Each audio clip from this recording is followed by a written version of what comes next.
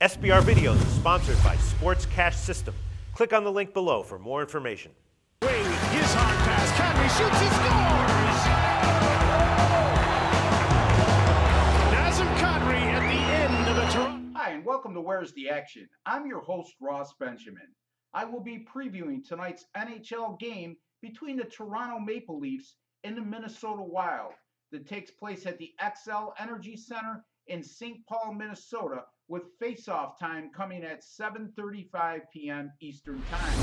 Currently, as we speak, the Minnesota Wild are a minus 160 money line home favorite, and the total in this game is set at 5. Well, the Maple Leafs have not played since Saturday's 3-1 loss at the Boston TD Garden. Toronto comes in well rested on a full 4 days of rest, and the fact of the matter is they've been in a small goal-scoring drought of late, scoring just a combined 3 goals in their last 3 games. As a matter of fact, the Maple Leafs have gone under the total in 5 of their last 6 games overall. The goaltending tandem of Jonathan Bernier and James Reimer continue to play at a very high level. Bernier has a save percentage of .936, while Reimer has an excellent .943 save percentage on the season. These guys just have been tremendous, and you take into account the fact the Leafs are 29th, next to last in the league, allowing 36.3 shots on goal per game. These guys have been both under a lot of siege and have performed at a very high level. Now, the Minnesota Wild started the season 3-6. Since then, they've won 7 of their last 9 games. This is a team that's very good at home. As a matter of fact, the Wild have earned at least 1 point in 9 of their 10 home games this season.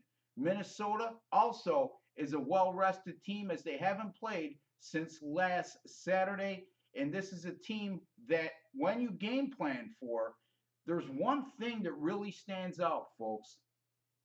They are converting 23.9% of their power play chances. That ranks 3rd best in the NHL.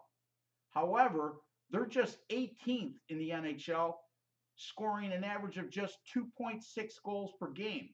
So obviously, the one thing you must avoid when you play the Minnesota Wild is staying out of the penalty box.